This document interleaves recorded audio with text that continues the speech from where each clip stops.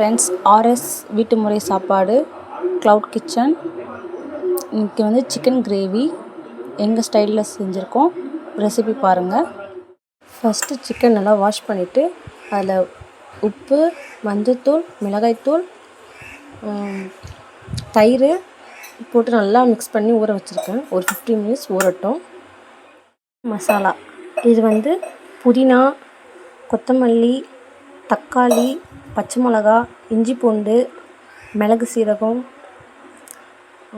பட்டை லவங்கம் எல்லாத்தையுமே போட்டு மிக்சியில் கொஞ்சம் குறைன்னு ரெடி பண்ணி வச்சுருக்கேன். பேனில் எண்ணெய் ஊற்றி வெறும் சோம்பு மட்டும் போட்டால் போதும். ஏன்னா நம்ம பட்டை லவங்கம், ஏலக்காய் எல்லாமே வந்து நம்ம மிக்ஸில் அரைச்சி வச்சுட்டோம், மிக்ஸ் பண்ணிட்டோம். அதனால் வெறும் பட்டை லவங்கம் போட தேவையில்ல. சோம்பு மட்டும் போட்டுட்டு கட் பண்ணி வச்சுருக்க வெங்காயம், நான் ஒரு 3 வெங்காயம், பெரிய வெங்காயம் 3 வெங்காயம் எடுத்துருக்கேன். நல்லா கட் பண்ணி எடுத்துருக்கேன். கலர் மாறி இருக்குது. கூட வந்து நான் மஞ்சள்தூளும் உப்பும் போட்டிருக்கேன். இப்போ கொஞ்சம் கலர் மாறவும் நம்ம ரெடி பண்ணி வச்சுருக்க மசாலா பேஸ்ட்டை போட்டுக்கலாம். இது வீட்டில் நம்மளே ரெடி பண்ணால் நல்லாயிருக்கும் சாப்பிட. இந்த மசாலா பேஸ்ட்டை வந்து நான் மறுபடியும் சொல்கிறேன்.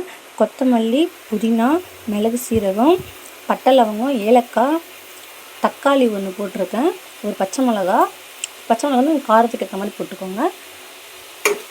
போட்டு அரைச்சி வச்சுருக்கேன். அந்த பேஸ்ட்டை போட்டு நம்ம நல்லா கலரி விட்டுப்போம். கொஞ்சம் வதங்கட்டும். ஏன்னா நீங்கள் அப்படியே கூட நம்ம ஆட் பண்ணிக்கலாம். கொஞ்சம் டக்குன்னு குயிக்காக ரெடி பண்ணணும்னா இந்த மாதிரி செஞ்சு பாருங்கள். இது கூட நம்ம ரெடி பண்ணி ஊற வச்சுருந்த சிக்கன் கறி மசாலாவை அப்ளை பண்ணிக்குவோம்.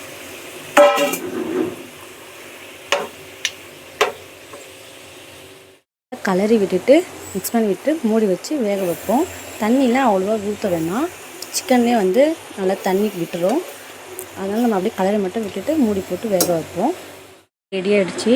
என்னுடைய ரெசிபி ட்ரை பண்ணி பாருங்கள். பிடிச்சிருந்தா லைக் பண்ணுங்கள், சப்ஸ்கிரைப் பண்ணுங்கள். திக்காகவும் இருக்கும். நம்ம அந்த மாதிரி மசாலாலாம் அரைச்சி ஊற்றணுன்னா திக்னஸ் இருக்கும். இட்லி, தோசை, சாப்பாடு எல்லாத்துக்கும் கொஞ்சம் நல்லாயிருக்கும் சாப்பிட.